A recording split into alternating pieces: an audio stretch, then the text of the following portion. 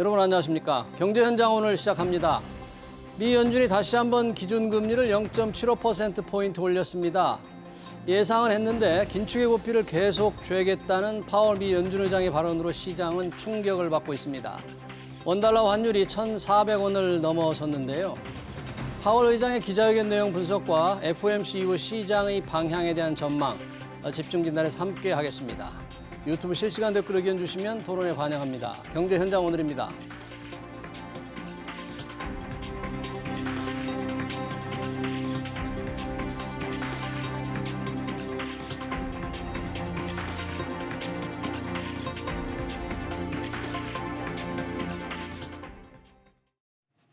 네, 미 연준의 금리 인상 토론하기 위해서 두 분 모셨습니다. 유신익 KB금융지주 이코노미스트, 그리고 유혜미 한양대 경제금융대학 교수 나오셨습니다. 어서 오세요. 반갑습니다. 자, 오늘 새벽 미 연준 FOMC를 열고 기준금리 0.75%포인트 올렸습니다. 자이언트 스텝 3번 연달아 했는데요. 예상은 돼 있었는데 그래도 파월 의장의 발언이 여러 가지 의미가 있어서 그런지 시장이 출렁이면서 결과적으로 크게 빠졌습니다. 유혜미 교수님, 어떻게 보셨습니까? 금리 결정, 시장 반응 어떻게 좀 총체적으로 보셨어요? 예, 우리가 자이언트 스텝은 다들 예상을 하셨을 텐데요. 저도 그렇고 그래서 그거 자체가 크게 놀라웠지는 않았지만 예. 그 파월 의장의 발언, 그다음에 기자회견에서의 내용들이 굉장히 매파적이었고요. 그리고 그 이후에 이제 그 전에 나온 그 경제 전망, 이제 향후 금리라든지 아니면 실업률, GDP 성장률 이런 것에 대한 전망치를 모두 봤을 때 올해뿐만이 아니라 내년까지도 금리 인상이 계속되고 금리 인하가 내년에도 나타나지 않을 수도 있겠다라는 기대감을 심어줬거든요. 그래서 이렇게 금리 인상 기조가 계속되고 고금리가 지속된다면 경기는 그야말로 침체가 거의 불가피한 상황이기 때문에 이런 그 비관적인 기대를 반영해서 증시가 많이 출렁였던 것으로 생각됩니다. 네. 그러니까 내년에도 금리 인하 기대하기 좀 어렵다는 파월 의장의 발언을 보고 우리 김 교수님 느꼈고, 유신익 박사님은 어떻게 좀 총평을 할 수 있을까요? 그러니까 기존에 우리 잭슨홀 미팅에서 나왔던 이제 경기 침체를 감내하고서라도 물가를 통제하겠다. 그런 의지는 여전히 동일하게 피력이 됐고 문구나 여러 가지 인터뷰에서도 동일한 의사 표현이 됐습니다. 근데 중요한 거는 우리가 여기서 주목할 사항이 이제 전반적으로 물가 지표는 좀 높아질 것으로 우리가 전망 예측치를 내줬고, 그리고 우리가 이제 금리에 대한 이제 점도표도 높였습니다. 네. 아는 거였죠. 그러니까 이번에 75bp를 포함해서 모두 다 이제 예상이 됐던 건데 네. 중요한 거는 이 실업률에 대한 부분들하고 경기에 대한 판단이 두 가지가 포인트가 있을 텐데 네. 첫 번째는 실업률이 내년도에 이제 경기가 좀 힘들어져서 내년도에 성장률이 1.2%, 올해 0.2% 그러면 이제 후행적으로 내년도에 이제 안 좋아진다는 의미죠. 그래서 실업률이 높아진다. 근데 4.4를 제시해 줬습니다. 높아진다고 했는데 4.4 실업률. 예, 이게 이 오늘 4.4가 뭘 의미하냐면 지금 12호의 미국 의회 예산처에서 그 예측을 하는 추정을 하는 자연 실업률, 그러니까 경제가 균형 상태에 있을 때에 적정한 정도의 실업률이 4.2인데 높아져도 4.4, 0.2%밖에 더 안 올라간다는 겁니다. 그러면은 이야기인즉슨 경기가 나빠져서 실업률이 높아져도 4.4일 정도로 괜찮다. 고용시장은 괜찮은 정도를 유지를 해줄 거다. 금융위기 때 참고로 보시면 실업률 10%까지 육박을 했습니다. 예. 그 두 번째는 어떤 멘트가 있었냐면은 지난번 FOMC 같은 경우는 사실 생산과 질출 활동이 약화가 됐다라고 표현했는데 이번에는 의아하게 성장률을 낮추면서도 지출과 생산 활동이 좀 개선이 됐다라고 표현을 했습니다. 즉 이야기인즉슨 뭐냐면 충분히 매파적인 스탠스를 보였고 그동안 했던 말을 지켜왔을 뿐인데 경기에 대한 판단과 고용에 대한 판단은 아직도 낙관적이고 긍정적이다. 그러면 우리가 여기 이번 FOMC에서 무엇을 생각할 수 있느냐? 이게 끝이 아니겠구나. 점도표를 지난번 대비해서 대폭 상향을 했는데 앞으로 올리는 폭은 약간은 제어가 될지언정, 소폭 올리는 정도에 그칠지언정 앞으로의 점도표상의 기준금리 인상 폭이라든지 전망치는 좀 더 높여질 가능성이 있겠구나라는 것이고, 한 가지 추가로 한 가지만 더 말씀드리면 어제 공교롭게도 오후 3시에 FOMC 있기 이제 저희 시간으로 3시 반 새벽 3시 반이었고 어제 오후 3시에 이제 러시아가 전체 동원령을 내렸습니다. 그렇죠. 그래서 이제 부분적인 동원령. 그렇죠, 맞습니다. 네. 부분적인 동원령을 내리면서 전시 상태에 대한 것들 그리고 전쟁에 대한 의지를 또 한 번 확고해줬기 때문에 원자재 가격에 대한 뭐 급등은 안 하겠지만 하방 경직성이 강화됐고 이 두 가지 요인들이 이제 FOMC와 이 부분 동원령이 겹들여지면서 예. 앞으로에 대한 물가 경로의 불확실성은 더 키웠다. 그런 물로 인해서 변동성이 커졌다. 시장도 뭐 예. 이렇게 판단이 됩니다. 그러니까 우리 유 박사님 말씀 보니까 경기가 뭔가 금리를 이렇게 올리면 경기 굉장히 둔화되고 불황이 될 것 같은데 실업률이 내년 실업률 예상치가 4.4%. 아주 높은 수준은 아니다. 그렇죠, 맞습니다. 예, 자연 실업률이 4.2%니까 이 파월 의장의 발언 조금 더 분석을 해보고요. 그에 앞서서 우리 유 교수님께서 이 지금 점도표 말씀을 좀 기왕 유 박사님 해주셨으니까 이 점도표라는 게 향후 금리를 어느 정도 올릴 것인가를 예상할 수 있게 하는 건데 시청자들을 위해서 이런 예상, 금리 예상이 지난 6월에 비해서 어떻게 달라졌습니까? 이번 점도표 한번 좀 설명 좀 부탁할까요? 네. 예, 그 금리 점도표라고 하는 것은 그 미국에서 이제 이 FOMC 결정에 의사 결정에 참여하는 이제 연준 인사들이 각각 그 시점마다 금리를 어느 정도로 예측하고 있는지를 이제 제출해서 이걸 바탕으로 작성을 하는 건데요. 예. 그래서 올해 말에 그러면은 기준금리 수준이 어떻게 될 것인지 그리고 내년, 후년 이렇게 해서 장기적인 금리까지도 어떻게 될지를 전망을 제출을 하게 되는데 이게 이제 전망이 모두 다 똑같지는 않지 않습니까? 그래서 이런 이제 분포를 나타내기 때문에 점이 여러 개 찍혀서 점도표라고 하는데요.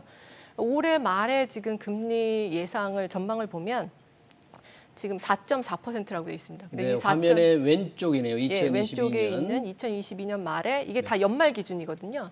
그래서 4.4%로 이제 전망이 되고 있는데 이것이 그 사실은 미국의 기준금리는 범위로 나오거든요. 그래서 이번에 올려서 지금 2.5%에서 이 상단 기준입니다. 2.5%에서 0.75%포인트 올려서 이제 3.0에서 3.25%포인트 이렇게 3.3%에서 3.25%인데 이게 상단 기준이고 그 가운데 있는 그 중간 값을 기준으로 지금 점도표를 작성을 한 거거든요. 그런 거군요. 그래서 점도표에서 2022년 말에 4.4%까지 간다고 하는 것은 네. 상단 기준으로는 4.5%까지 간다는 얘기입니다. 즉 다시 말해서 지금 11월, 12월에 FOMC가 남아 있는데 두 번 남아 있는데. 예, 두 번 남아 있는데 한 번은 자이언트 스텝을 한 번 더 하고 0.75% 예. 한번 올리고 그 마지막에는 이제 50bp 올리고 하면 딱 4.5%가 되는 거거든요. 야. 그래서 이거를 이제 시장의 전망으로 보여준 거고요. 예. 내년에도 이 이제 기준 금리의 중간 값이라고 하는 것이 4.6%. 그러니까 네. 상단 기준으로는 4.75% 정도로 이제 예상하면 되는데 예. 즉 내년에도 금리가 인하되지가 않고 금리 인상이 뭐 베이비 스텝으로라도 한 번 정도는 더 있을 수 있고 그 고금리 상태를 계속 동결하면서 유지할 것이다라는 그런 전망을 나타낸 거죠. 예. 그래서 이것이 굉장히 매파적으로 보였고요. 근데 여기에서 이제 또 이제 우리가 주목해야 될 것은 그 기자회견을 하면서 예. 여러 이제 질문들이 나왔는데 사실 시장에서 가장 궁금한 거는 예. 금리 인상 기조를 이어갈 것은 아는데 과연 언제부터 그런 금리를 인하하는 걸 기대할 수 있을지 이게 굉장히 저도 궁금합니다. 예, 흥미로운 예. 부분이거든요. 그래서 이런 질문이 굉장히 많이 나왔습니다. 그런데 7월 달에 FOMC 하면서 사실은 제롬 파월 의장이 언젠가는 우리가 금리를 뭐 인상 기조를 완화할 수도 있고 뭐 인하를 할 수도 있다 이런 얘기를 했더니 예. 갑자기 시장이 그것을 굉장히 긍정적인 신호를 받아들여서 증시도 반등하고 한동안 굉장히 희망적인 기대에 예. 부풀어 있었거든요. 그래서 이거를 의식해서인지 이번에는 굉장히 자세하게 얘기를 하는데요. 지금 이렇게 물가를 잡기 위해서 가장 중요한 것은 장기 인플레이션이 2%대에 안착하는 것이고 그걸 위해서 우리가 할 수 있는 모든 걸 다 할 건데 그래서 이것을 위해서는 일단 추세 성장률보다 낮은 성장률을 일단 감내해야 되고. 예. 그런데 낮은 이제 성장률 감내하라. 예, 근데 이 추세 성장률이라는 것을 이제 장기 성장률이라고 보면요. 지금 장기 GDP 성장률 전망을 1.8%로 하고 있거든요. 예. 그러니까 1.8%보다 낮으면 그것이 이제 추세 성장률보다 낮다라고 우리가 이제 판단을 할 수 있을 텐데 올해 지금 성장률 0.2%로 예측을 하고 있고 0.2%로. 예, 이제 전년 대비죠. 예. 그리고 2023년에는 이제 올해 대비 1.2% 성장을 할 거라고 전망을 했습니다. 네. 이것이 6월 달에 전망한 1.7%, 1.7%보다 매우 많이 하향 조정된 것인데요. 즉 2년 연속 추세 성장률보다 낮은 성장률을 우리가 감내를 해야 된다는 얘기고요. 예. 여기에 덧붙여서 지금 고용 시장이 굉장히 강한데 우리가 스트롱하다고 흔히 얘기를 하죠. 예. 그런데 이것은 말하자면 노동의 공급보다 수요가 우위에 있다는 얘기입니다. 그러니까 아무리 사람들이 일을 하려고 이렇게 해도 그거보다 기업에서 수요가 훨씬 더 높아서 일자리가 많다. 일자리가 아직은. 많다. 그러니까 네. 실업률이 굉장히 낮은 거죠. 예. 그러니까 누구든지 일하고 싶은 사람은 뭐 일할 수 있는 환경이라는 건데 이거는 사실 뭐 불황하고는 전혀 상반되는 그런 개념이지 않습니까? 네. 그래서 노동 공급이 이제 수요보다 훨씬 더 많이 늘어나서 이런 노동시장 상황이 바뀔 때까지 우리는 기다리겠다는 얘기였고요. 그래서 이런 것들을 전부 감내하면서 물가가 장기 이제 목표인 2%대로 돌아갈 것이라는 것을 확신할 수 있을 때 그 전까지는 금리 인하할 생각 없다라고 얘기를 그게 했습니다. 언제쯤일까요? 지금 보면 아까 우리 박사님 말씀하셨다시피 실업률 4.4% 내년 그러니까 여전히 뭐 아주 높지는 않다. 네. 지금 유 교수님 말씀대로 일자리보다 일하려고 하는 사람이 좀 많아야 이게 뭔가 좀 물가가 안정될 텐데 그럼 내년에는 좀 그런 가능성, 인하 가능성, 금리 인하로 돌아설 가능성이 현재로 봐서 점도표 예상치로 보나 실업률 전망치로 보나 좀 없는 거예요? 내년? 일단은 내년은 없다고 보는 게 맞을 것 그래요? 같습니다. 지금 시장에서 이렇게 왜곡되게 정보들을 이제 당연히 그러니까 파월 의장이 이야기를 하셨던 거는 예. 금리를 올리다가 멈추고 언젠간 내릴 수 있다. 예. 원론적인 얘기입니다, 사실. 총재라면 누구나 통화정책 수장이라면 다 할 수 있는 얘기인데 네. 이것에 대해서 시장이 이제 민감하게 반응하고 해석을 자꾸 하는 것은 네. 작년도에 파월 푸시라고 해서 어떻게 보면 이제 돈을 공급을 해서 금융시장을 안정시키고 경기를 부양을 하는 정책들 그게 이제 과거 3년 동안 코로나 시기 때 상당히 계속적인 정책 스탠스로 이어져 왔죠. 그러다 보니까 사람들은 이분은 언제든지 완화를 할 수 있는 분이다. 페드는 그런 역할에 많이 충실해 왔다. 그런 경험적인 학습 때문에 사실은 또다시 경기가 만약에 이러다가 그전에는 이제 경기에 더 집중을 했으니까 물가에 집중한다고는 하지만 그전에 집중했던 경기도 놓지는 않을 거야. 그럼 경기가 조금이라도 꺾이는 징후가 명확하게 보면 언제든 인하할 수 있을 거라는 기대감을 갖고 있는 상태에서 파월 의장께서 언젠가는 인하할 수 있어. 이 말을 들으면 굉장히 희망적이죠. 그래서 그런 해석들을 자꾸 땡겨와서 금융시장에서 자꾸 땡겨와서 미리 할 수 있을 거다라고 예측을 하지만 실질적으로 내년도에는 아직은 불가능하다.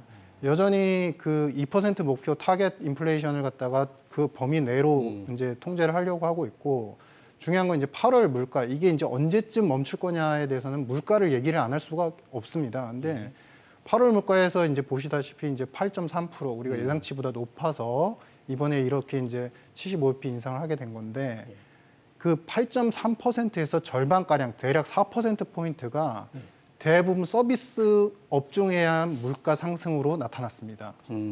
서비스 업종이요. 자, 이 서비스 업종 같은 경우는 사실상 유동성과 정부 정책에 민감한 영향을 갖고 상당히 오랜 기간, 한번 서비스 물가가 올라가게 되면 상당 기간이 지속이 되는 경향이 있습니다. 즉 이야기인즉슨 뭐냐면 서비스 물가에 우리 렌트비도 있고 사실 보건복지, 교육 뭐 여러 가지 항목들이 있는데 이와 관련해서 서비스 부문의 일자리를 정부는 과거 3년 동안 계속적으로 증액시키기 위해 노력을 해왔고 거기에 더불어 최근에 이제 엔데믹이 되지 않았습니까? 엔데믹이 되면서 여러 가지 보건, 복지, 특히 약 쪽에 대한 그런 니즈들이 상당히 폭발적으로 늘어나면서 수요가 맞물리고 있다. 그 이야기인즉슨 뭐냐면 사실은 이번에는 의외로 8.3%에서 1.5% 내외 정도만이 에너지 상승 쪽이 기여를 해줬었는데 그러면 에너지를 갖다가 계속적으로 전 세계적으로 노력을 해서 이게 0% 기여로 낮춘다 하더라도 절반가량이 4% 정도의 그 기여도는 서비스 쪽에서 계속 이어진다는 겁니다. 물가가 쉽게 내려가기 어렵다. 그렇죠. 비록 에너지 가격이 떨어져도 그런 얘기인가요? 맞습니다. 예. 네. 그래서 그런 논점과 그런 관점을 좀 우리가 주목을 해보면 적어도 이제 앞으로 물가 올해 이제 연말까지 한 3번 정도 이제 남은 상태인데 네. 사실은 이 물가가 이렇게 지금 서비스 중심으로 초반에는 에너지 중심으로 인플레가 확대되는 듯 보였으나 지금 서비스 쪽으로 전이가 되고 있는 상태고 이 서비스 물가는 항상 유동성에 대한 레깅 효과가 있어서 한 6, 7개월 이상은 지속이 된다라고 보여집니다. 그러면 내년 초까지는 이런 고물가 현상은 이어질 것이다. 예. 그러면은 우리가 금리 인하를 얘기할 수 있는 것은 내년 하반기쯤이 되었을 때 그때 일부 거론을 할 수 있을 정도이다. 내년 하반기 정도나 되어야 금리 인하가 곧 이루어질까 하는 기대 얘기를 할 수 있겠네요. 예, 그때 이제 실제 내려가지도 멘트를 않고. 할 수 있는 정도. 예. 그런데 오늘 경제 성장률 연준 아까 말씀하신 대로 0.2%라고 했잖아요. 예상치. 네. 뭐 이 정도면 거의 마이너스로 갈 수도 있는 그런 우려를 할 수도 있겠는데요. 그리고 내후년이 올해가 0.2%, 내년이 1.2%면 이런 걸 뭐 혹시 뭐 경기 침체다. 이렇게 얘기할 수는 없습니까? 이미 경기 침체라고 이제 얘기를 한 것과 마찬가지인데요. 네. 왜냐하면 우리가 경기 침체를 어떻게 정의하느냐에 뭐 달린 것이지만 사실 이 경기에 저점과 정점이 있다면 정점에서 저점으로 가는 기간은 우리가 경기 수축기라고 하는데요. 이걸 뭐 다른 면에서 추세 성장을 봤을 때 추세 성장보다 성장률이 낮은 기간은 우리가 경기 불황이다라고 얘기할 수 있거든요. 경기 침체라고. 근데 지금 장기 성장률이 1.8%고 그거보다 지금 추세 성장률보다 낮은 기간이 올해 내년 있다면 이미 경기 침체라고 볼 수가 있는 거죠. 이미 기술적으로는 이제 경기 침체 2분기 연속 예. 마이너스 성장이라서 그런 이제 요건이 만족이 되는데요. 아마 이제 NBER이라고 미국에 있는 이제 이 기관에서 네. 이 경기 변동과 관련된 뭐 저점 고점 그 날짜를 이제 정하게 되는데요. 추후에 아마 지금이 경기 침체라고 저는 볼 거라고 생각이 들고요. 예. 예.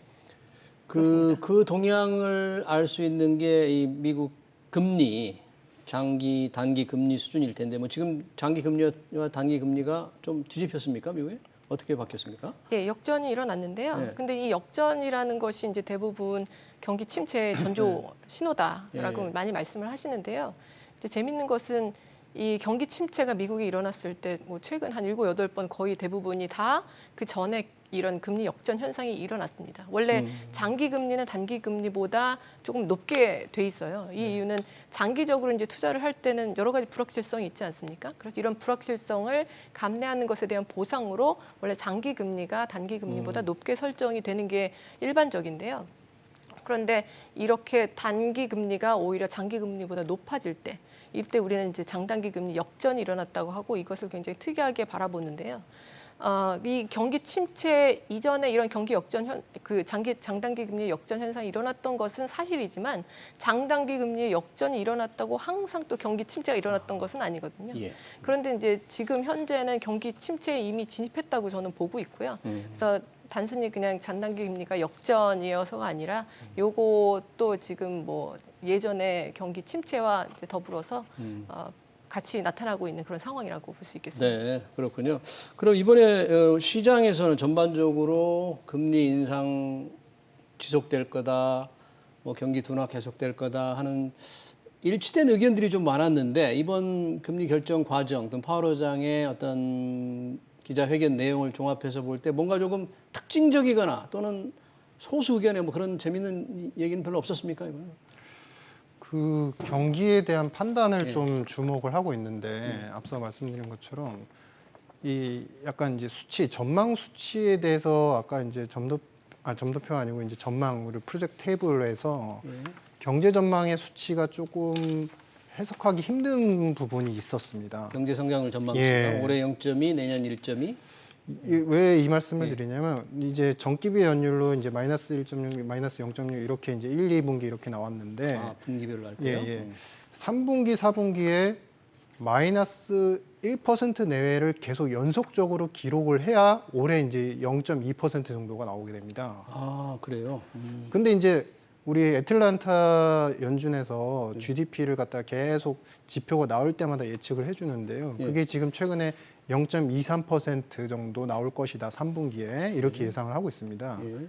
그러니까 지금 지표가 나오는 흐름을 놓고 봤을 때 사실 올해 GDP가 그렇게 많이 떨어지진 않을 것 같은데 0.2라고 하면 거의 이제 성장 자체가 이제 0%에 가깝다라는 네. 이야기입니다. 근데 그러면 지금 나오는 지표의 수준보다도 연준의 많은 의원들께서 사실 3분기와 4분기에 더 안 좋아질 거라는 심리가 반영이 되고 있다라는 것입니다. 그 이야기를 좀 역설적으로 얘기를 해보면 올해에 대해서 더 두려움을 많이 갖고 있고 경제에 대한 불확실성을 크게 느끼고 있는 것이 연준 의사들의 어떤 마인드셋이 그렇게 되어 있다라고 볼 수 있고 오히려 내년 같은 경우는 저희가 이제 기조적으로 보면 사실은 이번에 마이너스 성장률이 1, 2분기에 나왔던 이유를 좀 뜯어보면 재고 투자가 감소를 했기 때문이거든요. 그러니까 네. 재고 투자가 감소를 하고 총 투자도 감소를 각각 이제 마이너스 19, 마이너스 9% 이렇게 감소를 하면서 그렇게 되면 이제 투자 사이클이 이렇게 악화가 되기 시작하면 오히려 지금은 서서히 꺼지는데 내년도에 더 많이 꺼지게 됩니다. 그래요? 그러면 투자가 이제 꺼지게 되면 어떤 현상이 일어나면은 지금까지는 소비도 좋고 명목소득도 좋았지만 명목소득이 떨어지고 상대적으로 인플레는 좀 높은 상태이면 당연히 돈을 쓰기가 더 부담이 되겠죠. 그러면 소비가 위축이 되고 해서 오히려 올해보다는 내년도 성장이 좀 안 좋을 수 있을 텐데 이 흐름을 반대로 예상을 하고 있구나. 내년은 1.2로 예상을 그렇죠. 했으니까. 맞습니다. 어느 정도 양호한 성장은 좀 이어질 것으로 이제 생각을 했으니까. 그래서 그런 전망의 흐름을 놓고 봤을 때 저는 이제 그런 추측을 할 수 있겠습니다. 이번에 전망 테이블을 보고 올 3분기, 4분기에 대해서 상당히 두려움이 많다. 그리고 네. 두 번째는 뭐냐면 이 3분기, 4분기 이렇게 정제되지 않는 성장률 전망치를 바탕으로 예. 페드가 금리 결정을 내렸기 때문에 3분기, 4분기에도 언제든지 이 정책의 방향이 금리 인상의 그 터미널 레이트 자체가 그러니까 최종적으로 금리 고점 기준금리 고점 목표가 더 높아질 수도 있겠구나. 높아질 수 있다. 예, 지금 더 높아질 수 있다. 연말 4.4로 지금 점도표가 돼 있는데. 그것이 다음번 FOMC 11월 때 아니 이제 12월 때 됐을 때 그게 이제 좀 더 높아질 수 있겠구나라는 것을 이제 예상을 할 수 있는 것들이었고요. 예. 근거들이었고요. 예. 뭐 파월 의장도 이제 앞으로 향후 금리 결정이라는 게 지속적으로 긴축의 고삐를 죄겠지만 데이터를 기반으로 한다고 했으니까 그 데이터에 따라서 실제 결정 상황은 우리가 예상은 뭐 한 번 더 자이언트 스텝, 그다음에 빅 스텝 하지만 어떻게 바뀔지는 모르는 거잖아요.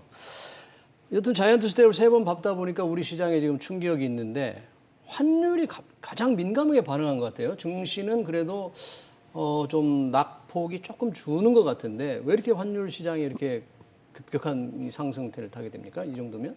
예, 환율은 지금 계속해서 이제 문제인데요. 환율이 최근 계속 급등을 하고 있고 네. 이 기조를 사실은 계속 이어갈 것으로 보여지고 있는데 그 예. 이유는 결국에는 금리 차죠. 단기적으로 이 환율이라고 하는 것은 한국과 미국의 이제 금리 격차에 의해서 결정이 되게 되는데요. 주로 결정이 되죠. 그것만으로는 아니지만. 그래서 미국이 금리를 계속해서 올리면 자본은 결국에 고금리를 찾아서 움직이기 때문에 달러의 이제 수요가 높아지고 원화는 이제 수요가 떨어지니까 당연히 원달러 환율은 오를 수밖에 없는데요. 예. 지금 올해도 이번에도 자이언트 스텝을 했지만 앞으로 남은 기간에도 또 자이언트 스텝과 빅 스텝을 밟을 것으로 예. 기대가 되고 또 내년까지도 계속해서 고금리가 유지될 것으로 생각이 되기 때문에 지금 아직까지 이제 한국은행이 완전히 이제 시장의 기대를 이제 바꾸지는 않은 상태예요. 지금 이창용 총재가 조금 이전과는 다른 얘기를 하고 있는데 이 전에 이제 8월달에 금통위 한 다음에 포워드 가이던스를 주기를 물가 경로가 한국은행이 전망하는 것과 크게 다르지 않으면 베이비 스텝을 2번 남은 기간 동안 하겠다라고 했거든요. 올해 남은 2번에 예, 금통위에서. 그렇다면 이 미국은 우리 예상보다 훨씬 더 빨리 달려가고 있는데 우리는 계속해서 이렇게 천천히 걸어가고 있으면 금리 격차는 계속해서 벌어질 거고 이것은 이제 환율을 계속해서 높이는 요인으로 작용을 하는 거죠. 그런데 이제 최근에 이창용 총재가 그 0.25%포인트 높이는 것의 전제 조건이 조금 달라지고 있다라는 얘기를 이제 조금 했기 때문에 이제 다음 금통위에서는 빅스텝 가능성도 조금 우리는 열어놔야 된다. 그리고 그것이 그래요? 필요하다라는 얘기를 드리고 싶습니다. 예. 10월 우리 금통위에서는 0.5%포인트 올라갈 가능성이 있다고 보시네요. 예, 그렇게 보고 그러네요. 있습니다. 그럼 이창용 하는 총재가 얘기한 그동안에 앞으로 전에 얘기한 이제 앞으로 두 번에 걸쳐서 베이비 스텝을 하겠다고 했을 때와 전제 조건이 달라졌다. 어떤 전제 조건이 달라졌다고 본 겁니까? 이창용 총재는? 사실 이제 그동안에 총재께서 계속 강조했던 것처럼 우리의 이제 정책 스탠스 자체를 통화 정책을 전 세계적 고인플레이션에 당연히 대응을 하되 즉 이야기인즉슨 페드의 금리 인상 사이클에 어느 정도 추종은 해 가지만 세부적인 그 보폭이라든지 속도 인상 속도에 대해서는 우리나라의 경제 체력과 실제 나오는 물가 지표를 보면서 대응을 하겠다라는 것을 충분히 피력을 해줬고요. 예. 한국은행의 통화신용정책 보고서에서도 보다시피 사실은 그 전에 자본 유출, 그러니까 금리 내외 금리 차가 역전됨으로 인한 자본 유출에 대해서는 이러한 판단을 해왔었습니다. 그러니까 즉 예를 들어서 그 국가의 국채가 건전도가 높고 그 국가의 유가증권 시장의 기업들의 체력이 우수할 경우에는 금리가 다소 역전이 되더라도 자금 유출이 크지 않을 수 있다. 그게 현실적으로 맞는 얘기거든요. 과거처럼 우리가 순 대외 채무 국가이거나 외환 보유액이 낮았을 때는 약간의 갭이, 그러니까 이 금리가 역전만 되더라도 그 금리를 얻을 수 있는 외국인들의 트레이딩의 어떤 이익 규모 자체가 줄기 때문에 돈이 빨리 빠져나가지만 최근과 같은 경우는 건전화가 상당히 많이 진행이 됐기 때문에 그렇다. 근데 다만 여기서 약간의 미묘한 스탠스가 바뀔 수 있는 부분은 한 가지가 있습니다. 즉 뭐냐면 환율이 이렇게 계속적으로 올라가 있는 상태라고 한다면 예. 우리는 사실 에너지 순수입 국가이기 때문에 대외에서 수입하는 수입 물가가 높아질 개연성이 더 커집니다. 즉 이야기는 우리나라 원화가 싸기 때문에 사실은 외국에 해외에서 들어오는 에너지를 살 때 더 비싼 돈을 가지고 들어와서 그것이 우리나라의 생산자 물가라고 하는 PPI로 잡히기 때문에 그게 높아지고 그 생산자 물가가 높아지면 당연히 소비자 물가로 몇 개월 있다가 또 높아지는 경향을 만들기 때문에 미리 이러한 위험을 차단하기 위해서는 좀 금리 보폭을 높일 수는 있겠다. 예. 다만 이 보폭을 높이는 것에 대해서는 저는 약간 조심스러울 수 있다라고 생각합니다. 왜냐하면 조심스럽게 해야 된다. 왜요? 왜 그러냐면 이게 앞서 말씀드린 것처럼 전 세계적으로는 일어나는 인플레이션이고 인플레이션에 대한 고점 부분을 우리가 상당히 먼 기간까지 달려가야 되는 상황이 있고 한국 역시도 사실은 서비스 쪽 물가가 만만치 않은 상태, 그러니까 내수에서 공고히 다져진 서비스 물가가 만만치 않은 상태입니다. 그래서 그렇기 때문에 많이 가야 되는 경로이기 때문에 사실은 금리 보폭을 빨리빨리 계속 선제적으로 좀 보폭을 높여서 50bp 이상 계속 이제 지속을 하게 되면 사실은 나중에 쓸 수 있는 금리 인상의 보폭이 줄어들 수 있다. 왜? 너무 많이 올려버리면 사실 어느 나라든 경제 체력은 상당히 빠르게 약화가 되거든요. 그래서 그런 부분에서 약간 조심스러운 부분이 있다. 이렇게 판단하고 있습니다. 환율이 이렇게 오르면 이제 물가 영향이 크기 때문에 그동안 이창용 총재가 얘기했던 베이비 스텝 전제 조건이 좀 달라진 측면. 그러나 향후 금융 정책을 위해서는 지나치게 빨리 갈 필요는 없지 않느냐. 우리 이 박사님 그런 지적이시고 교수님은 그래도 여전히 0.5%포인트 인상이 불가피하다. 뭐 미국 상황이 바뀌니까 또 그럴 수도 있겠어요. 예, 사실 그 한국은행에서 발표한 통화신용 정책 예. 보고서에서 상반기에 이제 환율 오르는 것 때문에 물가가 오른 게 0.4%포인트 정도라고 얘기를 했거든요. 네. 그런데 지금 하반기 들어서 지금까지요. 상반기 오른 만큼 환율이 올랐습니다. 퍼센트로 보면. 그러니까 이제 앞으로 남은 기간 동안 더 환율이 오른다고 하면 그것으로부터 오는 물가 상승 압력은 더 커질 거고요. 그러니까 뭐 이런 부분을 고려했을 때 빅스텝의 가능성을 열어두는 것은 합리적이라고 보고요. 그리고 지금 세계 주요 중앙은행들은 다 프론트 로딩이라고 해가지고 결국에는 물가를 잡기 위해서 금리를 조기에 올리는 거죠. 그래서 지금 다들 자이언트 스텝, 뭐 울트라 스텝까지 한 나라도 있었죠. 스웨덴이 얼마 전에 울트라 스텝을 했죠. 그러니까 이렇게 조기에 물가를 빨리 잡기 위해서 금리를 이제 공격적으로 인상하는 것을 우리가 흔히 프론트 로딩이라고 하는데 한국은행은 사실 프론트 로딩의 기조는 아니었거든요. 근데 지금 미국뿐만이 아니라 뭐 유럽 중앙은행, 뭐 영국, 뭐 이렇게 아니면 뭐 호주, 뭐 여러 캐나다까지 해서 다 주요 중앙은행들이 다 프론트 로딩으로 금리를 굉장히 공격적으로 강도 높게 인상을 하고 있기 때문에 뭐 환율이라든지 아니면 다른 여러 가지 여건을 고려할 때 우리도 조금 더 속도를 높일 필요가 있지 않나 하는 생각을 하고 속도를 있습니다. 높일 필요가 있다. 유 박사님, 우리 시청자 댓글 중에 이런 지적이 있는데 이런 건 어떻게 해석해야 될지 모르겠습니다. 미국이 상대적으로 다른 국가에 비해 덜 힘드니까 미국은 이 어려움을 이용하여 자국의 이익을 극대화하는 것이라고 볼 수 있을까요? 최근의 금리 인상, 뭐 이익 이런 거 관련이 있습니까? 그 직접적으로 이제 달러가 높아지면서 자국의 이익을 직접적으로 이제 수취하기보다는 이 달러 중심의 패권 시스템 자체가 어쩌면 계속적으로 이익을 직간접적으로 이익을 수취하게 만들 수밖에 없는 구조인데 쉽게 말씀드리면 그겁니다. 지금 사실은 우리 환율도 문제지만 지금 일본뿐만 아니라 지금 스위스 같은 경우도 각각 중앙은행들이 환율이 올라가는, 그러니까 통화가 약세가 되는 걸 막기 위해서 상반기에만 해도 사실은 대략 300억에서 600억 달러 이상을 돈을 썼습니다. 그래서 근데 이제 환율이 안 지켜져, 그러니까 컨트롤이 안 되는 상태이고 한국도 마찬가지입니다. 근데 이제 이렇게 돼버리면 사실은 이제 전 세계 투자자들 입장에서는 뭔가 더 안전하고 확증적인 거, 그러니까 어떻게 보면 부도 리스크가 작고 이런 위험 리스크에서 벗어날 수 있는 것들을 더 구하게 되는데 결국은 그게 미국 달러이다 그런 그게 얘기네요. 예 맞습니다. 네. 그게 결국엔 미국 채권, 달러 베이스의 채권이고 그 채권에 대한 발행이 투자자들 입장에서 수요가 계속 어느 정도 유지가 된다면 사실은 미국 페드 입장에서도 그리고 재무부 입장에서도 예산을 짜가 나가고 국가 예산을 재정 지출을 하는 데 있어서 돈이 확보가 되기 때문에 그런 부분에서 상대적 유리점은 있습니다. 네, 잘 알겠습니다. 우리 연준의 자이언트 스텝 시장 동향과 분석 토론 여기서 마치겠습니다. 지금까지 유신익 KB금융지주 이코노미스트 유혜미 한양대 경제금융대학 교수였습니다. 고맙습니다. 네.